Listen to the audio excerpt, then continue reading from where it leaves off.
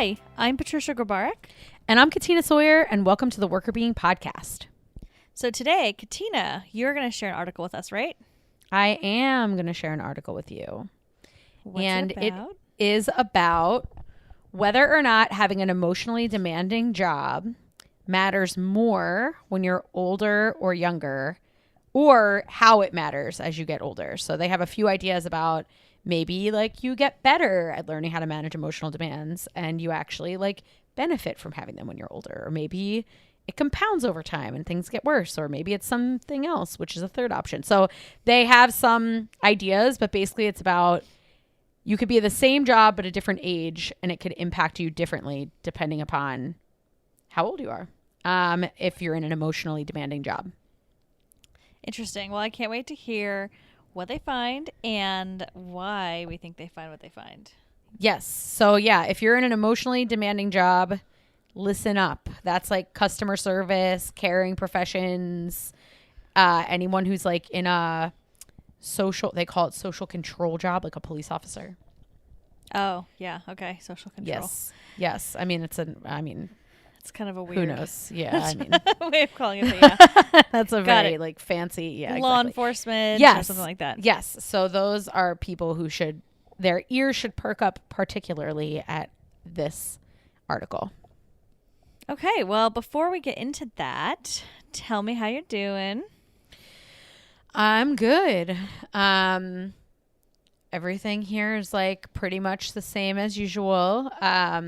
Still hanging around inside, not doing too much. I know you and I both have had a couple very busy weeks and have a couple more busy weeks upcoming. And so I feel like we're just trying to like get through them as best we can. And then I don't know, like early March, I'm going to like do a little celebration of happiness for getting through this like very heavy overwork time. And you should probably too. Yeah, I think this actually will air hopefully at a time where we feel a little bit calmer. Yes. If you're listening to this, crossed. I'm feeling more calm. Don't worry for me. We can I'm hope. doing better. Yeah. Yes, it's true. Yeah. Well, we've been doing, just for everyone who's listening, we've been doing some consulting work for the past couple weeks, which has been in like a bunch of different time zones. And so, and then on top of it, we obviously have our, regular jobs, and that requires us sometimes also to do meetings or things that are like off schedule after work or whatever. And then we have all our Workr Being stuff, which usually happens outside work hours. So we are like just doing a lot. And there were a few days there last week where Patricia had to get up at 2 a.m. to do some trainings. Actually, like 1:30, basically. Yeah. It was rough. Yeah. That was rough. I had like a 3-hour nap, and then I woke up to do the trainings, and then I had like another 3-hour nap, and then had to get back up to do more work and trainings. Yeah. So it was a lot. I feel like I sort of recovered and then messed myself up again because last night I stayed up too late. So there's that. Yeah, I know. I've been all off with my sleep as well. I usually stay up pretty late regularly, and on the weekend I usually stay up pretty late. And I think just because the not sleeping had like caught up to me on Friday, my brother and I have been playing phone tag forever, and I hadn't been able to get in. Well, he hadn't been able to get in touch with me and whatever. So I was like, oh, on Friday night, like we'll just like get on a Zoom and talk. And by like 11:30, I was like, goodbye, I must go. Like, I was just like, I like literally can't like be alive anymore. So, and like 11:30 on a Friday for me is very early. Yeah. It is So, very early for you. Yeah. I was like, fare thee well. Like, I must leave this Zoom now. And then like literally within like 30 seconds, I was asleep. Like I was done. So I know that my sleep last week was like messed up. At least this week, we don't have any crazy early, because we have some late ones, but like late doesn't bother me. At least I'm usually up later, but like being signed on to the computer at 4:30 a.m. and for you 1:30 a.m. it's like a lot. Yeah, it's a lot. It is a lot. And it was a lot too, because like I actually am the opposite of you. Like I start working really early. So I tend to go to bed earlier. Not that early, but like, 11:30 or so, which I know is like you're still like starting your day at that time. Right. But Right. obviously different time zone, so that kind of helps us out. Yes. But yeah, but because I start my day early, and like we had another training at 7 a.m. Pacific, so it was like we ended at 4. And then I Yeah. had to be up and ready for the next one at 7. So I had like 2 hours to like try to Yes. squeeze in a little bit of sleep. Yeah, I was so messed up because of it. So messed up. Yes. Um, Sleep is so important. We yeah, had it no really choice is. though. Like there really wasn't much that we could do last week. I mean, it was what it No. was. Yeah. We tried our best, but sometimes it's going to be like that. And I did say to Brendan, well, in a past existence pre-COVID, I would have been like probably like up at 3 to go to the airport at 4 to get on a plane at 6 so we could land and do a training at 9, like, so I'm like, Yeah. at the very least it's like in our house, right? Like that's a little bit better. Yeah, that does make it a little bit easier. And I think also, like, we did a decent job of trying to space out the training. So I think the Yeah. way we've spaced it out, it's like, yes, last week was the worst week, but then we have Yeah. a few more this week.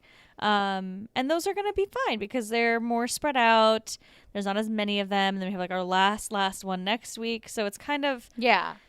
we had like a rough week, but I think that in the Yeah. end, the approach was generally good, that we didn't have all of them at once. Because at one point we were going to have everything simultaneously for 2 weeks. Yeah. And that would have been 2 weeks of death, basically. Yeah, that would have been really funny. I know, like I hope that none of my students are listening to this, but I delivered like a 2.5 hour lecture on one of the days that we did it, and like I don't really remember doing that. Like I was looking at it today, and I was like, did I already teach this? It's like, I think I did, and then I like looked back, and I was like, yeah, I did teach this. Yeah. I don't really like even. I know I did, but like I just don't even really remember having done that. And I was like, that's probably not Great. great. Yeah. Well, I mean, I haven't announced this to the listeners, but like I'm actually going to be switching my full-time job. Yes. And I gave my notice, like, well, I started telling everybody last week. I gave my notice the week before, but I started telling everybody last week. I start next week for my new gig, but Yay. anyways, so yay, that's exciting. But the week that I'm telling everybody that I'm leaving is the same week that I'm not getting any sleep. And like, I love my team. I'm not like leaving because I don't like people or it's a bad situation or something. Like, I absolutely love where I work. It's purely like a developmental opportunity reason. And anyway, so I have to tell people that I really care about that I'm leaving. And I'm tired, so you can imagine how much crying I did. Like, you know me, I was like crying all of last week. It's like the entire week was just crying. Oh my gosh, it was so bad. That's okay. I also I've been editing this paper that's due on Sunday, and I had a meeting about it, and like this is how it always works. Like, you have to write and rewrite stuff. It always happens. But like, I learned that I had to rewrite a section, which honestly didn't take me that long to rewrite in the long run, and like it turned out fine and whatever. But like, I got off the call and I just cried. Oh no. But that would never happen to me before. I would never do that. But I was like, I just need to sleep. And it was that was like the same day that I taught the lecture. I don't remember. I feel like I was just like in some sort of like a maelstrom. So like, I don't, it really, I think we were just like probably not right. Yeah. Yeah. I mean, I tend to be emotional anyways. Like, I'm sure I would have cried anyways. Yeah. But I think the amount of crying, like the frequency of it, and even in situations where like it didn't even call for it, like it wasn't like somebody was saying something sweet or like meaningful. It was like totally a normal situation that I'd be like tearing up and it was ridiculous. It was ridiculous. So then it like added though, like, I mean, as we're going to be talking about, right? Emotional labor or doing anything emotional can be really exhausting. And so like, I was already tired, and then I was crying and getting emotional, and that just made me more tired. And it was just like the cycle of being tired. Yes, true. No, and I mean, it is always going to be emotional when you like leave a team, and like you said, you really like where you're going, or you really like where you're going because it's a developmental opportunity. But it is very exciting. You have exciting things on the horizon. Yes, exciting stuff. It should be good. But anyways, enough about our lack of sleep and us not following our own guidance around. We've been sleep deprived, and now we can't stop talking about being sleep deprived. It's like a secondary symptom of being sleep deprived. Pretty much. Yes, So don't do what we did. Try to get more sleep if you don't can. do that. And then tell us, Katina, what happens with these kinds of jobs, emotionally draining and emotionally Yes, exhausting jobs. I will. Okay, so this article is called Experience Vulnerability or Overload. Emotional job demands as moderators in trajectories of emotional well-being and job satisfaction across the working lifespan. Oh my God, it's so long. It really is. And it is by Susan Ray, Cornelia Wieck, and Suzanne Scheibe. And it is in the Journal of Applied Psychology, and it just came out in 2021.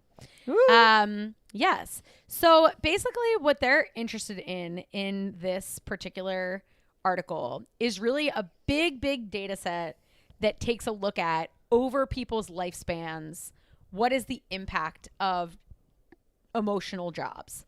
And they start off by kind of saying that the emotions literature is a little bit torn, that sometimes having emotionally demanding jobs can have positive impacts on people because they feel connected to others and because they have the opportunity to form really close relationships. So like you can think about like a caretaking job has both opportunities to be demanding, but also provide some opportunities to really, get to know people on a deeper level, and can help you to, connect with yourself and connect with others and feel like you have a strong support system and, all that kind of stuff. So there are some instances where, you might find that you have stronger relationships and more, emotional closeness with people in emotionally demanding jobs. And then there are other aspects of emotionally demanding jobs that are, more likely to lead to burnout, like having to fake your emotions or having to deal with, really, like negative emotional circumstances that cause you to feel like sad or to feel grief or things like that. So basically the front end of this paper goes through the research on emotions in organizations and says, there's some reason to think that on the whole, emotion jobs should, as time goes on, have positive impacts on you. Like maybe, over time, some of the negativity goes away and the net over the course of your life being in these kinds of jobs is positive. Or maybe the story really is that being in these jobs over time is a bad thing and it can actually deplete your resources and make you more vulnerable to negative job attitudes. So, I mean, I can see the argument for both, and it makes sense that I wonder, like, the thing that initially would come to me is, are you getting better at this stuff as you get older, right? So Yes. assuming that you're in this for the long haul, these types of careers, that do you get better? But I guess we'll find out based on what they find here, right? Well, you are really foreshadowing. So they have 3 hypotheses that they go into this data set with. And it's based on this idea, this SAVI model, which is this model of strengths and vulnerabilities integration. And this is a lifespan development model. And basically what it says is that as you approach important points in your life, and in this instance, they're looking at aging. So they're thinking about like the end of your working life, that it has impacts on your well-being. So there's some evidence to suggest that people's emotional well-being goes up when they get older, because they do more things to take care of their emotional lives. So your life experience can serve as an important resource in regulating your emotions. So just like you're saying, you have more experience with being able to understand and manage your emotions in a way that's healthy for you. And so you're better able to potentially divert yourself away from negative things. And you tend to also view unpleasant situations more positively as you get older. So get like kind of like don't sweat the small stuff type thing. Like people who are older tend to be able to view more positivity in unpleasant situations and spend less time worrying about unpleasant situations. Yeah. But on the flip side, you also become more physiologically vulnerable. And so you might become more physically ill, or you might have a harder time, with various physiological, like just the reality of aging. And so that kind of counteracts some of those things where, like, even if you've learned to manage things well, you might be dealing with more serious sorts of things that you've never encountered before, like your own personal health issues. And you also might be dealing with taking longer to recover from stressors that do get to you because you're just not physiologically in the same state of like arousal anymore. So this model, basically taken together, says that there are some positive impacts of getting older on well-being and some negative impacts of getting older on well-being. And some of that has to do with the amount of emotions that you're experiencing and your ability to manage those emotions. And so they're sort of taking that theory and applying it to the workplace. Like, I may be able to apply that same theory of kind of what happens to us in life also in work, that over time, there, on one hand, I might get better at managing these emotions, but on the other hand, I might be dealing with more emotional things. Like maybe I'm coming up, like you were talking about, crying, leaving your team, like maybe coming up on the end of my work life causes me to face different emotional challenges that I haven't faced before. And I don't know how to cope with those emotions around retirement or things of that nature. So they're sort of taking that approach and applying it to emotions that you experience in the workplace and saying, okay, how is this affecting people's well-being over time? That's interesting. I mean, I could see, like you said, like this basically just shows there could be two things that could happen. It could go either way, where people can do better or worse. Oh man, I'm just thinking through, like, I mean, obviously everyone's aging all the time, right? So Yes. I just think about like the things I used to be worried about, like in my 20s, early 20s especially, or like in high school, and like now what I worry about. And that whole like don't sweat the small stuff piece is really interesting, because I do see, I feel like people said that to you when you're young, right? They tell you like, this is really not that big of a deal, you're gonna be fine, and you're just like, but it's the end of the world. Yeah. And you get really like upset about stuff that doesn't actually matter. And so I feel like I don't know if you feel the same way, but I feel like in the past several years, I know I still do this to some things, but I do think I've gotten better at like having that perspective, and I'm assuming that as I get older, I'm going to continue to have that. But the physical part is really interesting too, because I do feel like when I look at, my parents, for example, or, other family members or people that I interact with that are more senior than I am, like, I do feel like they kind of let a lot of small things go more easily that maybe I wouldn't. Not everything, but some things. Yeah. But then you hear about them just complaining about like physical things that they haven't encountered before. So it's just funny obviously the data is more important than my anecdotes, but my anecdotes align with the data and the theories. So it's interesting to think about. Yeah. No, definitely. And I think that that's basically what they're saying is like, some things that would have really bothered you, you realize like, oh, I used to, I worried about that for however long, and now I don't worry about that. And it turned out fine. So that worrying wasn't worthwhile. Right. So then when you come against something similar, you're like, okay, I remember last time I was so worried, and, and everything turned out okay. So I'm not going to waste time worrying about that again, kind of thing. But yet, like, if you encounter something new, like, people getting older, getting sick, like other kinds of things in life that you really haven't encountered before, that can be a new challenge that you actually don't know how to manage the emotions around. So it's sort of a mixed bag, right? So that they have these three sort of hypotheses of how being in an emotionally demanding job might impact your well-being, your emotional well-being, and your job satisfaction. And the first is sort of the positive end of things, which is that the more experience that I have in managing this, the better I get at it. And they actually have a couple of ideas that even being good at managing emotional managing at managing emotional demands can make you feel like you've learned something and you're productive and competent. So like if you go to work and you see other people getting upset about something that you used to get upset about but you're not anymore, you might feel like even better being in that job because you realize how far you've come and how much you've learned.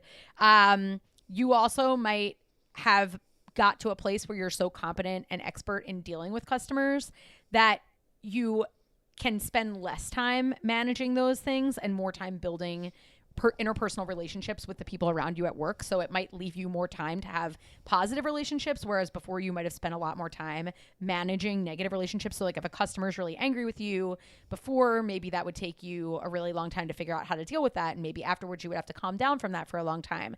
And so you would be letting that sort of like taint your whole day, and maybe you wouldn't have leftover time to like socialize or befriend other people. But now that you've gotten better at it, you have more time not just to like avoid the negativity, but you also have like you can use that time to create more positive relationships. So they're basically saying that in this instance, they expect that there will be a more positive effect of being in an emotionally demanding job the older you are compared to the younger you are. So the more new you are, the more stressful these things are, and over time they have a more positive impact on your outcomes. So that's the first kind of hypothesis that they have. Okay, so the first theory, but that may not be what actually happens, right? Correct. So they have multiple theories. Yes, and they're going to test all three of these ideas. Okay. So the second idea is actually the opposite of that. That being in these jobs is really hard, and that I, may learn how to deal with it, but I always am going to feel some sort of like emotional dissonance. Like nobody likes getting yelled at by a customer, even if you're good at dealing with it. So while I may learn how to cope with it, those like tiny strains that build up over time might end up becoming a more serious problem. So that it's not that I'm getting better at it and so it's getting easier and the outcomes are more positive, but rather that over time, even if I am getting better at it, it's still like stressful, and I might just be like socking away that stress, and it's mounting and mounting and mounting. And, as a result, as I'm getting older, it's actually being in this job is actually having more negative implications on me. They also talk about the physical piece of it, that as you become more physically and biologically declined, that the added stress, so it's kind of like, okay, I don't feel as great anymore, and now I also have to deal with this like person who's mad about their coffee, and like frankly like there are bigger things to worry about in life. It could annoy you more and cause you more irritation when people are upset about job related stuff, and that could exacerbate the negative feelings that you experience as time goes on. So the second hypothesis is for younger workers, it has less of an impact, kind of a middle impact for mid-range workers, and for older workers, it has a stronger negative impact. It's interesting that you called out that piece about like it being annoying, because I think it could, like, to me, my initial gut instinct is like, oh, well, someone's getting mad about coffee, like, whatever, who cares? They're just being unreasonable and move on. That could be one way you go. But the other way is, like you're saying, it's like, why? Like, I can't handle this person freaking out about this when there's really no reason to be freaking out about this. And that could be a stressor for sure. And I can just imagine, like, I'm just even thinking about, like, in my own career, like, obviously dealing with clients all the time, tons and tons of clients in my career so far. And I feel like I've definitely gotten better at letting go of when a customer or client of some sort is upset about something. And I know there's nothing I could have done differently, and they're just being a little bit, I don't know, a little bit unreasonable in that moment.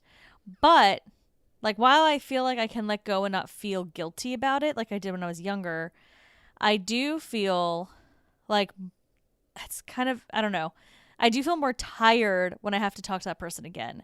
Like, I almost like, not, it's not even like dread, because like I don't dread it, because I'm not like, I know it's not going to impact like, my life in a real way, if you will. But I do get that moment of just kind of like, oh, this is going to be so tiring to have to deal with this. So I don't know. Basically, my anecdotes are not useful at all, but No, but I kind of understand what think- you're saying.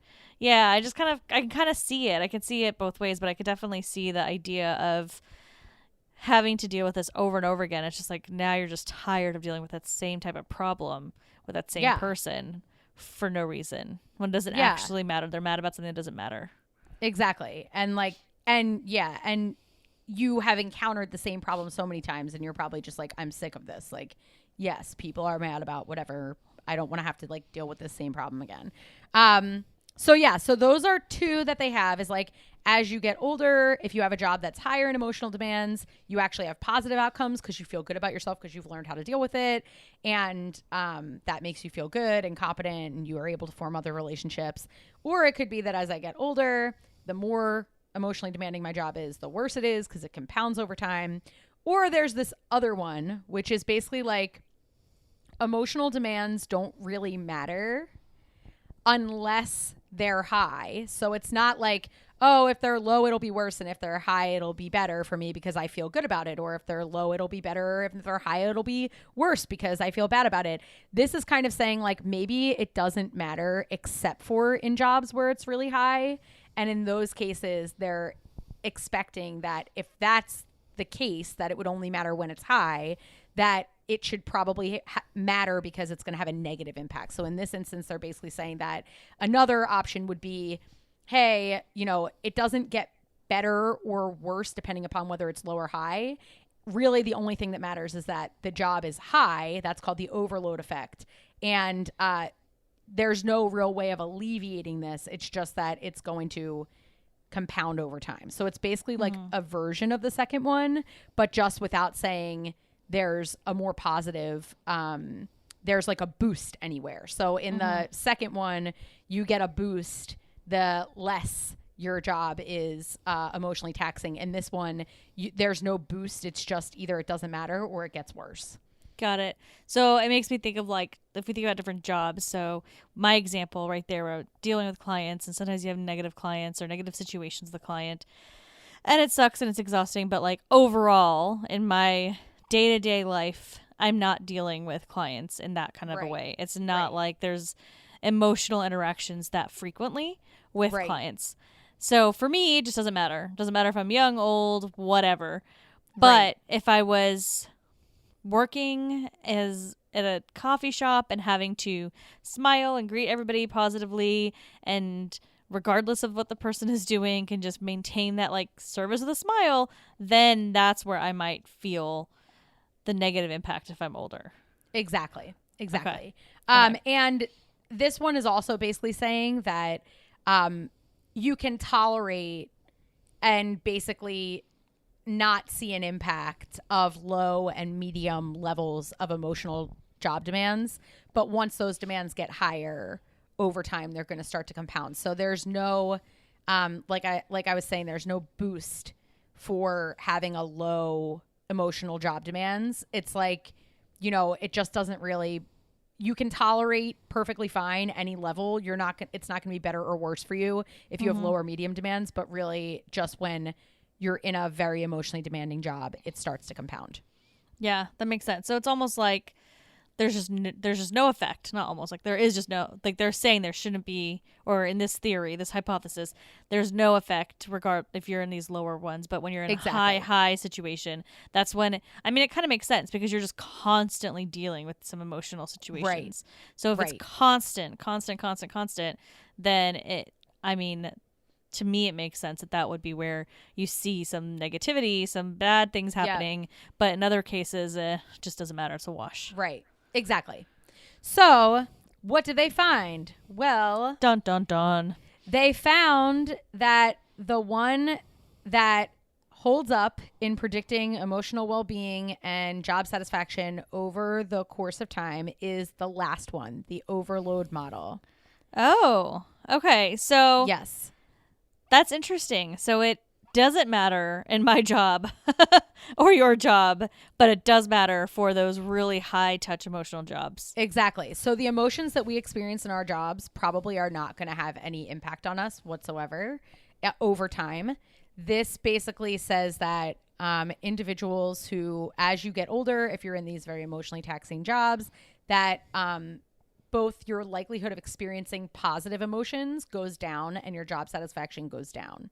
And it led to pretty steep decreases in positive emotions over time and job satisfaction over the course of your working lifespan. Interestingly, it didn't have an impact on your experiences of greater negative emotions.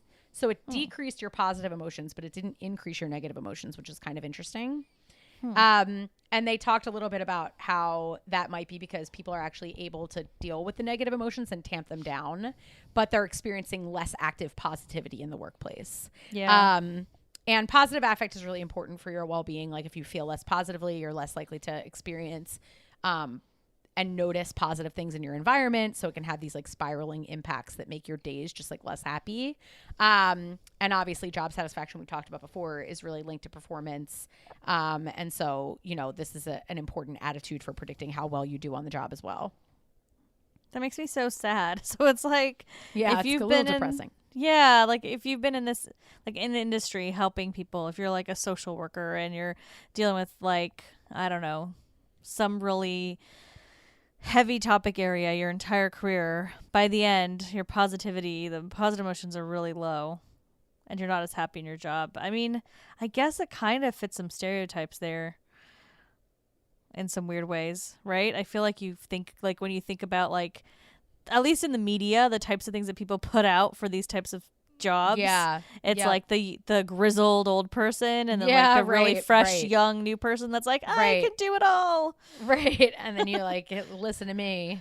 Yeah. Hun, you It's can't. not gonna be It's easy. not going to work this way. Yeah. And I mean, just to give a little bit more of a sense of how they measured the job demands, jobs that were high on emotional demands are people who assist and care for others, perform for or work with the public, deal with external customers, have frequent conflict situations, and often deal with angry or unpleasant people.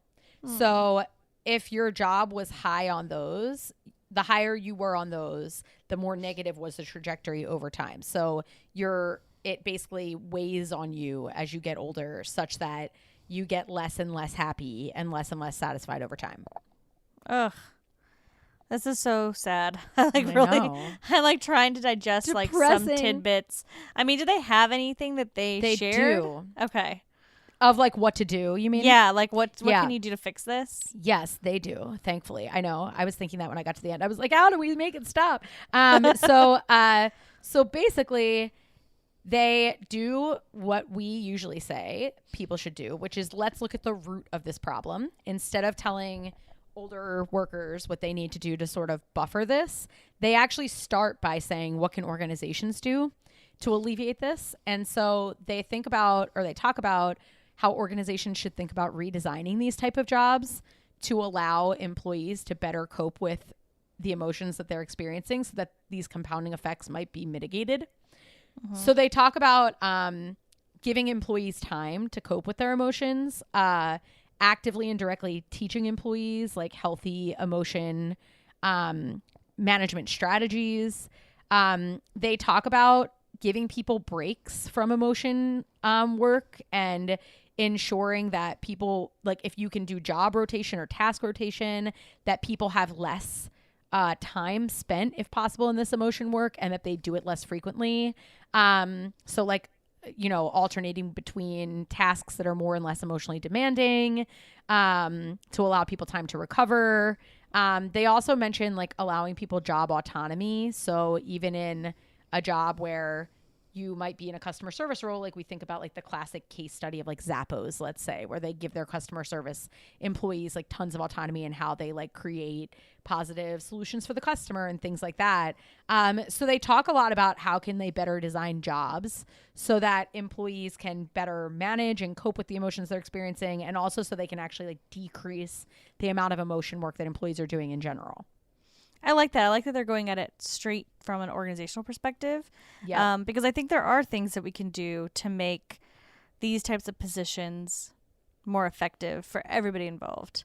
So I like the idea of redesigning the job and figuring out like how you can give autonomy, how you can structure the role where you're not always a person that's getting the brunt of the negativity, or when you have, some client facing or customer facing moments versus having some less customer facing moments. So it sounds like they're basically, based on what they found, like we talked about, those low and medium emotional job demand jobs are not affected long Right. term. So it's basically just trying to restructure these super high emotional job demand Yeah. positions into more of those moderate ones. Exactly. Yeah. So they talk about, how can you kind of take away some of those emotional demands? And then they also talk about how can you counterbalance negative interactions, which they're assuming are more draining over time because the research says they are, with positive interactions. So how can you allow employees to have interaction with their customers that are positive, or to allow them to gather feedback from customers that allows them to see like what positive good they did. So is there a way to increase interactions with customers who are actually happy and want to give them positive feedback? So they talk about, can you counterbalance by providing, not just making your employees focus on customers that are mad, but can you also find a way to increase customers who are happy and their communication with the employees? So they talk about, like, could there be like a way that customers can highlight employees easily that like made their day better, make their like service accomplishments more visible for customers. So kind of counterbalancing the positive and the negative. And they also just like called out organizations straight up, and they were like, look, a lot of companies have really bad customer service policies, and or bad, patient care policies, or things that don't help you to do a good job. And so a lot of people that are in these jobs don't have any leeway around what kind of solution they can provide. And they know that the solutions that they're providing are not adequate. And so they basically say, like, have two-way dialogues with employees in these jobs to try to actually improve your service and just reduce the number of people who are mad. Like, make it so that your company is not constantly making people angry, and now people have to bear the brunt of that anger. That's a really good point. Like, how about just make sure the product or whatever is good to begin with, right? Fewer mistakes there and those types of things. Yeah, that makes a lot of sense. I think that makes sense. And then I also think, oh gosh, I lost it. There was something you were saying before that I had a reaction to, but I can't remember it now. About increasing the pleasant customer interactions or recognition programs. Good. Thank you. You're welcome. Yeah, well, you're saying recognition program. That's where I was going to go with it. Is like, is there something leaders can do too that like turns a negative interaction to something positive? It's like, you dealt with, X number of complaints this week, which must have been really hard. So now you get like a longer lunch break, or now you get like some sort of kudos or prize or whatever, like something from a recognition perspective that can, not only obviously reducing the number of negative interactions, increasing the customers that are able to share their feedback and positive feedback, but can a leader actually take it on themselves to give something positive to the employee that is dealing with the negative interactions? Yeah. Yeah. And they talk about one more way that managers can actually do that too, which is that they talk about how, well, they don't talk about this specifically, but this is what they mean. Alicia, Patricia's advisor, did some research about the importance of like behind the scenes, like being able to actually like break with your positive customer facing face behind closed doors when you're with other employees. And they talked about how a lot of organizations and managers discourage sort of authentic displays or venting about customer experiences when customers are not around.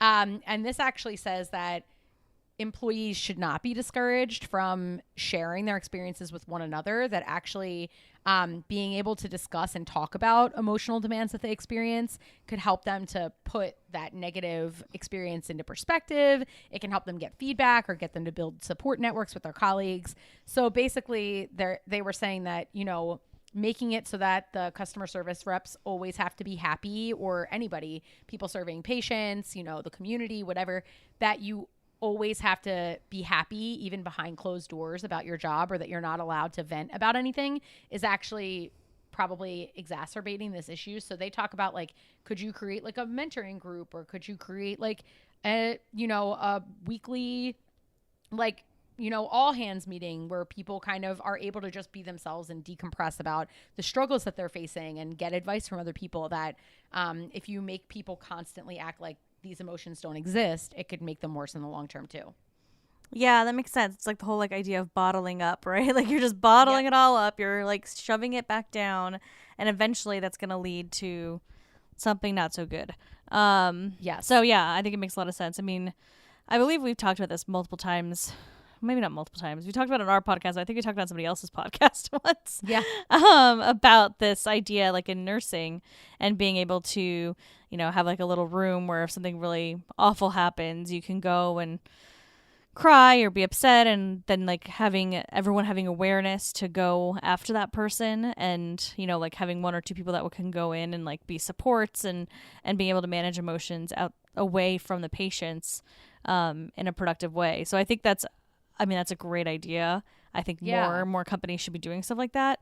And it does make sense that it could impact employees in a positive way, so that by the time you're getting your retirement, you're not so burnt out because you've been in these types of jobs, which is no fun. Like, you don't want to be going into retirement just having to recover from your life. That's not fun.